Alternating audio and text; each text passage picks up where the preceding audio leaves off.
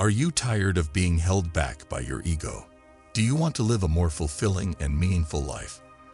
In this video, we'll explore 12 powerful strategies rooted in the ancient philosophy of Stoicism, guiding you towards a path of self-improvement and inner peace. Step 1. Adopt a beginner's mindset. Adopting a beginner's mindset means embracing humility, curiosity, and openness. It's about approaching life with a willingness to learn, to be wrong, and to grow. Imagine starting each day with the thought, "I know nothing." Suddenly, every interaction becomes an opportunity to learn. Every challenge becomes a chance to grow. You're no longer confined by the boundaries of your ego, but free to explore, to question, to evolve. The beginner's mindset also fosters empathy and understanding. When we approach others with the mindset of "I don't know their story," their struggles, their joys, we become more compassionate, more patient, more human. Remember, the goal is not to diminish yourself, but to expand your horizons. As Socrates famously said, "I know that I know nothing." And that, my friends, is the beginning of wisdom. Step 2. Focus on the effort, not the outcome. In our journey to overcome the toxic ego, the second step is to shift our focus from the outcome to the effort. This principle is deeply rooted in Stoicism, which teaches us to control what we can, our thoughts and actions, and accept what we cannot, the results of our efforts. The toxic ego is obsessed with outcomes. It craves success, recognition, and validation. It fears failure, rejection, and criticism. But the Stoics remind us that outcomes are beyond our control. They depend on countless variables, many of which are outside our influence. Make the best use of what is in your power, and take the rest as it happens. In other words, focus on the effort, not the outcome. This mindset liberates us from the anxiety and fear that come with trying to control the uncontrollable. Consider the archer metaphor, often used in Stoicism. The archer can control the bow, the arrow, the aim, and the release.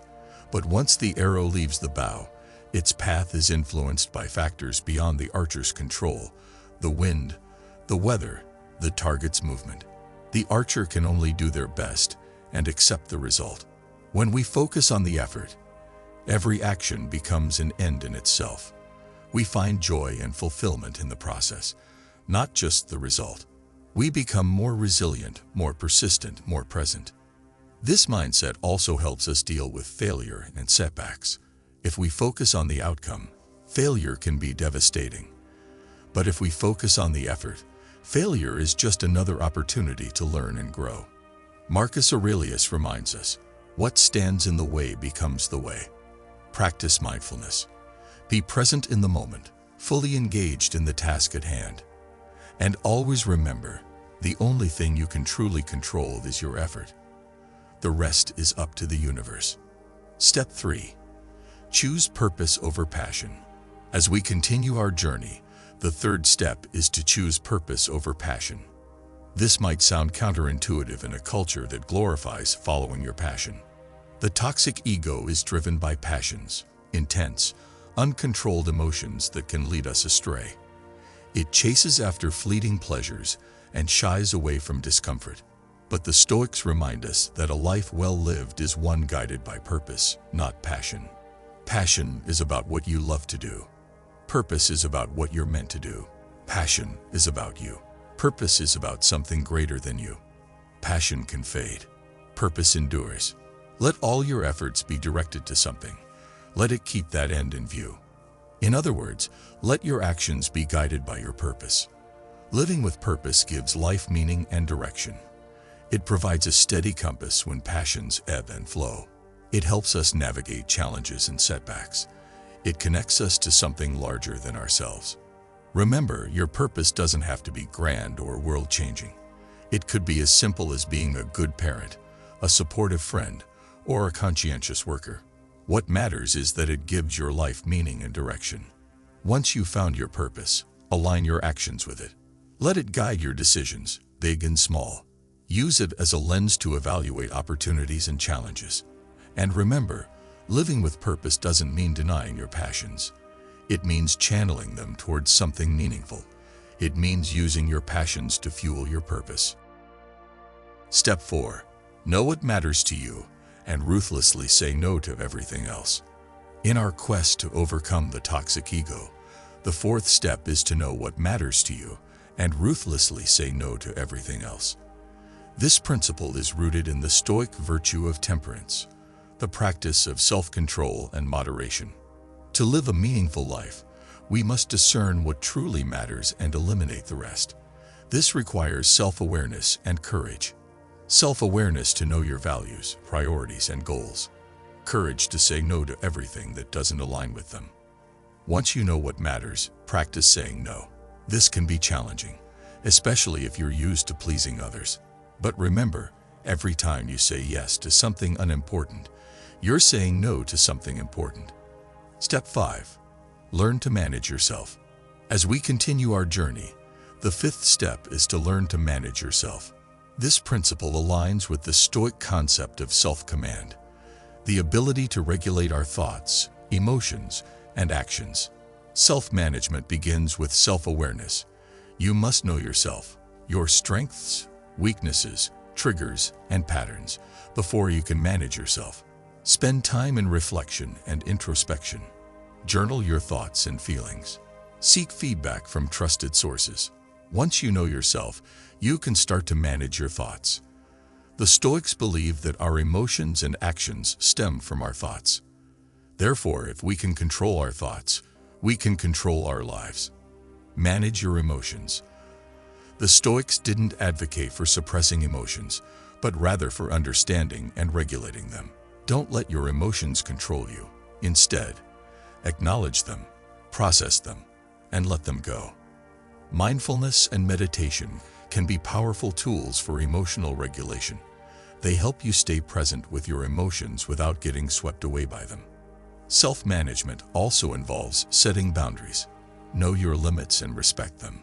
Learn to say no to protect your time, energy, and well-being. And remember, self-management isn't about perfection. It's about progress. It's about becoming a little better each day. As Marcus Aurelius advises, just that you do the right thing. The rest doesn't matter. Step 6. Forget credit and recognition. In our journey to overcome the toxic ego, the sixth step is to forget credit and recognition.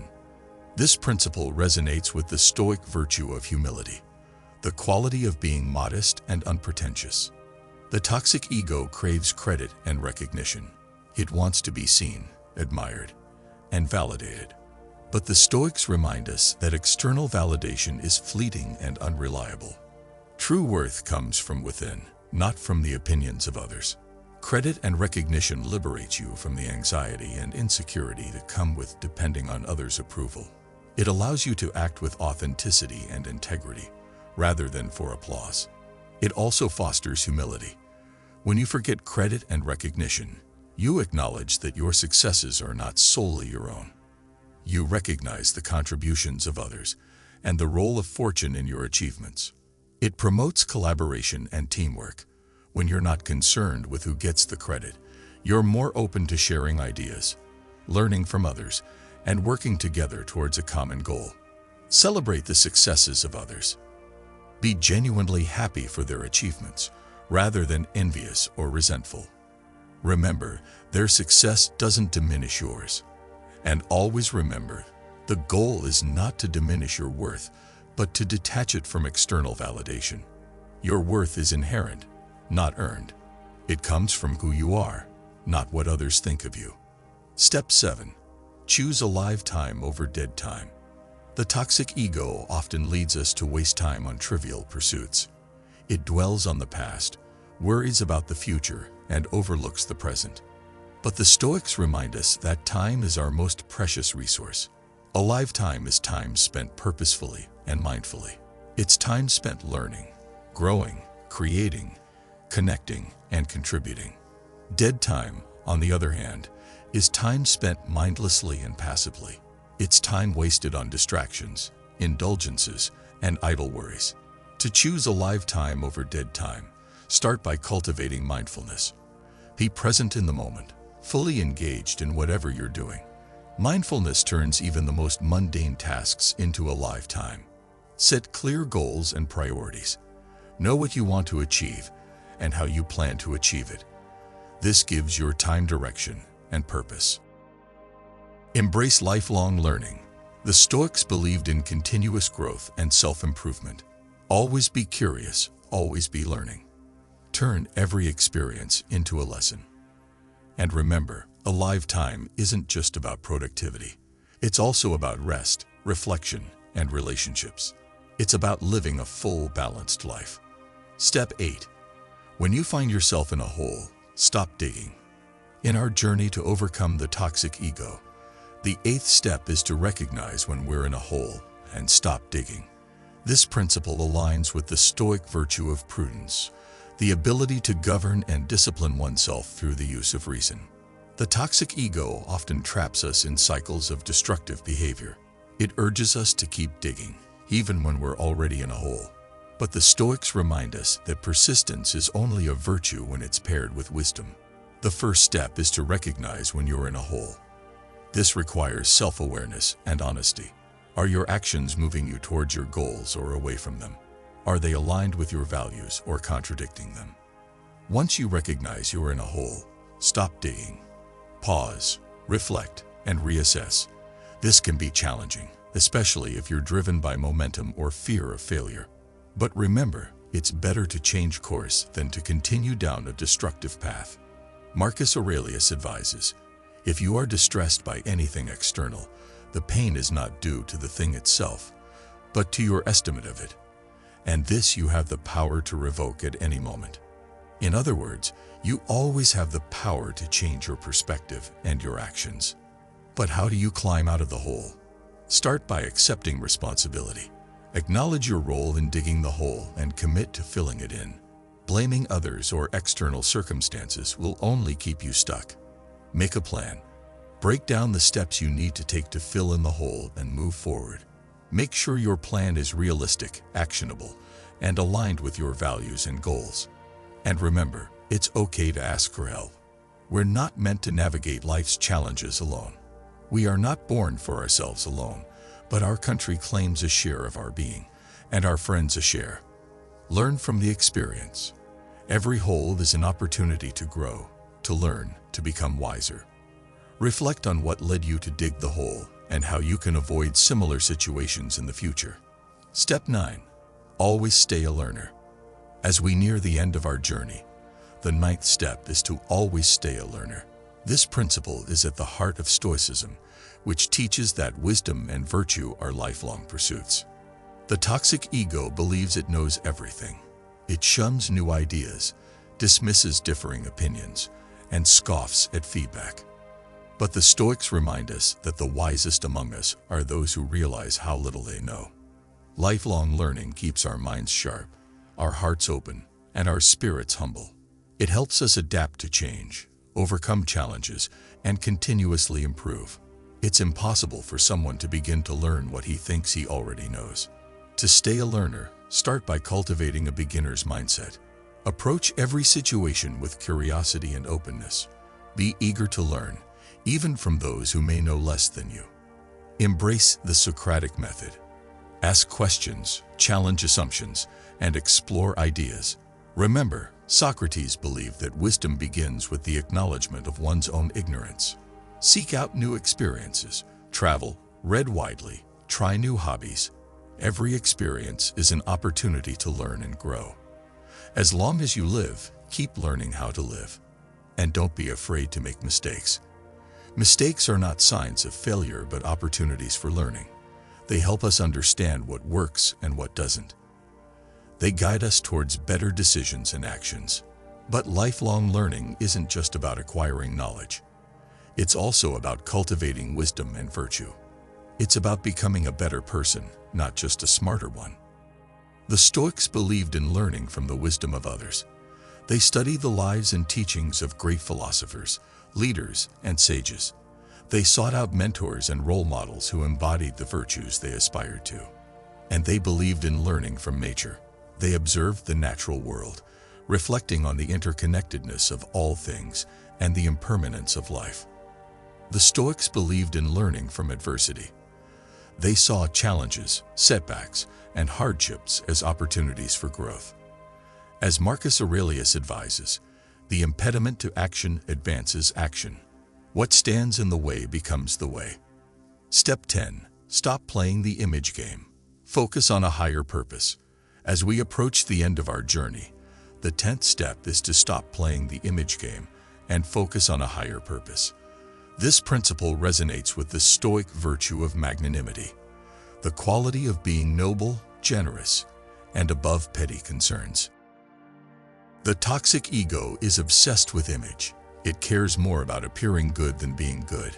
It chases after status, wealth, and fame, believing these things will bring happiness and fulfillment. But the Stoics remind us that true worth comes from character and virtue, not from external appearances. Embrace authenticity. Be true to yourself, your values, and your beliefs. Remember, it's better to be disliked for who you are than liked for who you're not. Practice humility. Acknowledge your strengths and weaknesses. Be open to learning and growth. It's impossible for someone to begin to learn what he thinks he already knows. And cultivate indifference to the opinions of others. This doesn't mean you should disregard all feedback or criticism.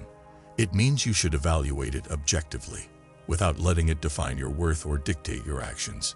Set your sights on something greater than yourself. This could be a cause, a community, a principle, or an ideal. It could be anything that inspires you, that gives your life meaning and direction. And remember, a higher purpose isn't necessarily a grand or world-changing one. It could be as simple as being a good parent, a supportive friend, or a conscientious worker. What matters is that it transcends your ego and connects you to something larger. Let your actions be guided by your purpose. Use it as a compass to navigate decisions, challenges, and uncertainties. Let it be the source of your motivation, your courage, and your resilience. Step 11. Focus on the effort, not the results. The toxic ego is results-driven. It craves success, fears failure, and measures worth based on outcomes. But the Stoics remind us that outcomes are beyond our control. They depend on countless variables, many of which are outside our influence. Make the best use of what is in your power and take the rest as it happens. In other words, focus on the effort, not the results. This mindset liberates us from the anxiety and fear that come with trying to control the uncontrollable. When we focus on the effort, every action becomes an end in itself. We find joy and fulfillment in the process, not just the result. We become more resilient, more persistent, more present. Consider the archer metaphor often used in Stoicism. The archer can control the bow, the arrow, the aim, and the release. But once the arrow leaves the bow, its path is influenced by factors beyond the archer's control: the wind, the weather, the target's movement. The archer can only do their best and accept the result. Practice mindfulness. Be present in the moment, fully engaged in the task at hand. And always remember, the only thing you can truly control is your effort. The rest is up to the universe. Marcus Aurelius advises, accept the things to which fate binds you, and love the people with whom fate brings you together, but do so with all your heart. In other words, embrace your circumstances, learn from them, and use them as fuel for your efforts. And remember, focusing on the effort doesn't mean ignoring the results. It means detaching your worth and happiness from them. It means understanding that results are merely feedback, not definitions of your value or success. You are not the sum of your achievements. You are not defined by your successes or failures. You are the effort you put in, the love you give out, the growth you embrace. You are the journey, not the destination.